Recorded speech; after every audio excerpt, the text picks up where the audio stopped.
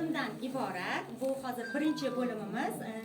1905-1924 yillarda Turkiston o'lkasida kasaba uyushmalari tashkil etilishi va faoliyati deb nomlanadi. Va bundan ko'rinib turibdiki, kasaba uyushmalarining tashkil etilishi qariyb 100 yildan ortiq muddatga borib taqaladi. Va aynan 1905-yilda ilk kasaba uyushma a'zolari bular temir yo'l ishchilari va pochta telegraf xodimlari bo'lishgan.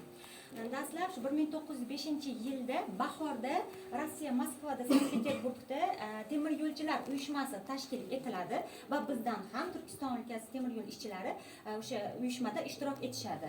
Va qaytib kelgandan keyin kuzda 1905-yil kuzida Turkiston o'lkasi temir yo'l ishchilari uyushmasi tashkil etilib va xuddi shu yili pochta telegraf xodimlari uyushmasi ham tashkil qilinadi.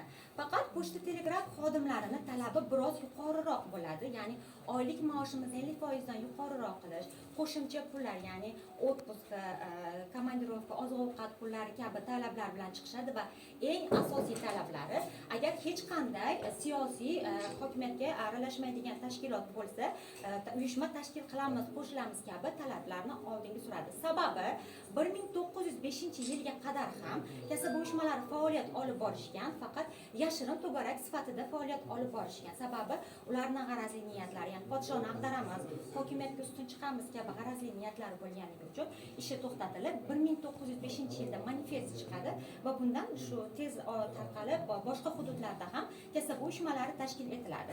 1906-yilda esa Nikolay farmoni chiqadi, jamoat shartnomalarini erkin faoliyat yuritish huquqiga ega va bu kasaba uyushmalarining ilk hujjati hisoblanadi.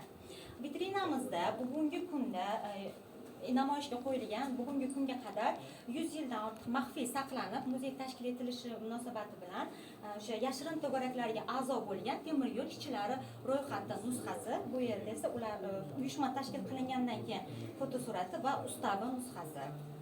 Bu yerda esa yashirin bosmaxona ko'rinishi, tashqi ko'rinishi, bu esa uyushma tashkil qilingandan keyingi Toshkent shahridagi binosi. Lekin 1905-yilda tashkil etilgan bu tashkilot 1907-yilga kelib, ya'ni taqiblar, qistovlar ostida, ular ostida qoladi va 1907-yilda kasaba uyushmalari faoliyati tugatiladi.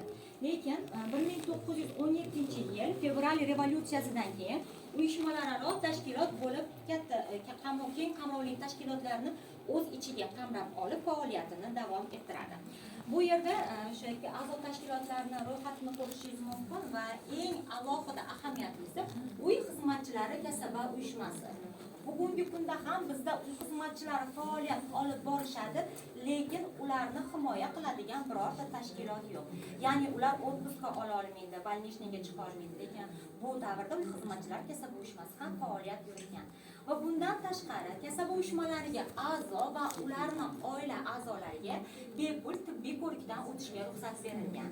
Va yana kasaba uyushmalariga ishonch shu qadar katta bo'lganki, zavod, korxona ishchi xodimlari o'z rahbariyatidan kasaba uyushmalariga bemalol arznomalar bilan murojaat qila olishgan.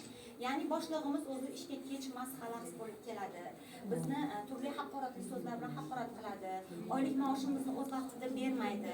Ish soatimizdan ko'p muddatda ishlatadi kabi arznomalar bilan murojaat qila olishgan. Keyingi ekspozitsiyamiz 1918-yilda Turkiston Respublikasi